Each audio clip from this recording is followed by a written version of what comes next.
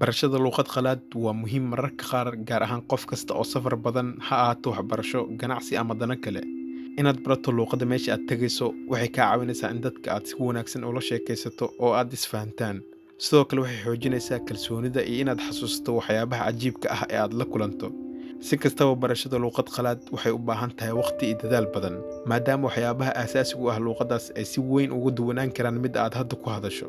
Balse inaad dadaalkaaga joogtayso iyo inaadan niyad jabin oo talooyinkan aad raacdo waxay kaa caawinayaan inaad luqad kale si fudud u barato. Haddaba arrimahan raac si aad u dareento fudeedka barashada luqad kale. Kow waa in xiise iyo rabitaan badan uu kugu jiro. Waa inaad la timaadaa in si weyn aad u xiiseynayso barashada luqaddaas. Sida ugu wanaagsan ee taa ku samayn karto waa barashada taariikhda iyo dhaqanka dalkaas ama dadkaas. Cilmi baarisyo badan waxay muujiyeen in dabeecad wanaagsan oo ku wajahan dhaqanka dal kale ay xoojiso inaad si fudud oo waxtar leh u barato luqadooda. Qodobka labaad, dhegayso dadka ku hadlaya luqaddaas. Qof kasta oo xiiseynaya inuu barto luqad kale waa inuu marka hore doorbidaa dhegaysigeeda. Taa waxay kaa caawinaysaa barashada erayada cusub iyo fahamka dhawaaqa luqaddaas. Waxaad daawan kartaa muuqaalo ay ku jiraan dadka ku hadlaya luqadda aad baranayso, kadibna adiga ayaa ku celcelin kara. Sidaad isugu dayda inaad sidooda kale u hadasho, waa inaad marka hore si degan u dhegaysato. Haddaba dhegaysi wuxuu kaa dhigayaa inaad si fiican u xifdiso erayada cusub. Mararka qaar adigoon is ogeynba waxaad fahmaysaa dhawaaqa luqaddaas. Taas waa arrinta kaa caawinaysa inaad fahamso sida garaamarka luqaddaas uu yahay. Qodobka saddexaad, si fudud oo tartiib ah ku bilow. Halkii aad isku dayi lahayd in hal mar aad wada barato erayo kugu cusub oo badan, waxaa kaaga wanaagsan in dhowr eray aad barato maalintiiba, sida 3 ilaa 5 eray. Arrintaas waxaad ugu guulaysan kartaa inaad meel ku qorto erayada maalin kasta la adeegsado, aadna isku dayda inaad isticmaasho. Marka aad barato erayada sidaa ha ku joojin. Markaa xoogaa joogtaba dib u eg oo xifdi kuna hadal.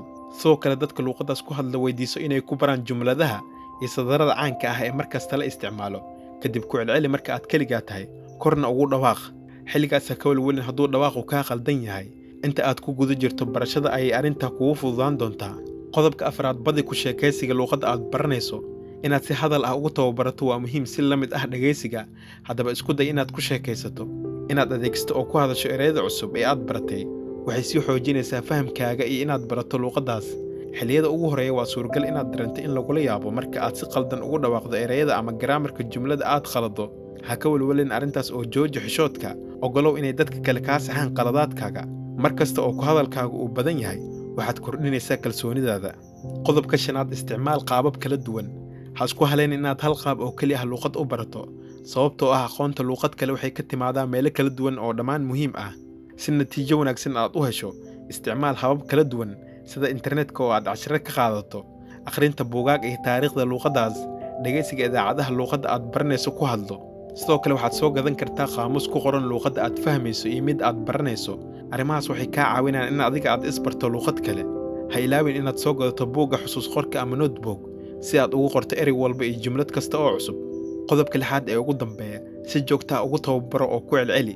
Waxaas kore oo dhan waxaa ka muhiimsan inaad joogtayso ku celcelinta iyo tababarka.